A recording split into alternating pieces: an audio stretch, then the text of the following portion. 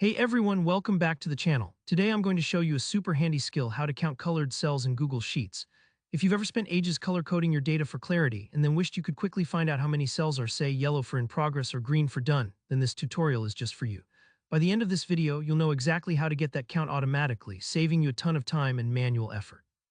Let's dive right in. The first thing you'll need for this method is an add-on called Power Tools.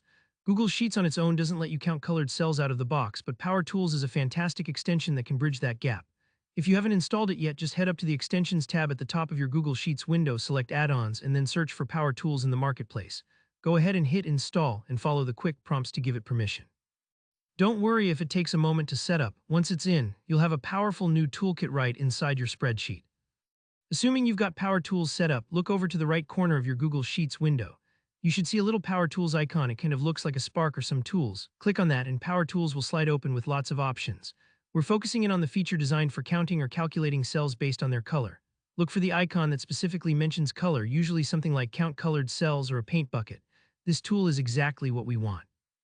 Next up, you'll need to select the range of cells you want to analyze. Just click and drag across your sheet to highlight the area with the colored cells. It could be a column, a whole table, or just a group of scattered cells, whatever fits your needs. It's important to select only what's relevant so you get an accurate count. Don't worry if you select a bit too much. You can always adjust it and redo the count. Now comes a neat trick. See where it says to select the color by eyedropper. This is a great feature because instead of guessing what shade of blue or yellow your cells are, you can just click the eyedropper and then click directly on one of the colored cells you want to count. It's like telling Google Sheets, hey, this particular green is what I mean by complete, or whatever your color coding is. This way, the add-on knows exactly which color to look for in your selected range. After picking your color, you'll usually have a choice on what kind of data to count, either text with COUNTA or numbers with count. If your colored cells include words like task names or labels, choose COUNTA, which counts non-empty cells. If your colored cells are filled with numbers like scores or amounts, then choose count.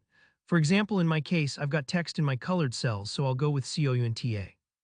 The tool will process your selection and give you the result, a single number that tells you how many times that color appears in your chosen range. Copy that result and paste it into any cell where you want the count to show up. This is helpful if you want to keep track of things dynamically or set up a dashboard. Then just click Insert Function in Power Tools and you're all set. The count now lives in your spreadsheet, updating automatically whenever you make changes.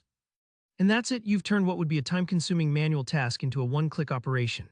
If you found this tutorial helpful, be sure to hit that like button and let me know in the comments if you have any questions or if there's another Sheets trick you want to learn.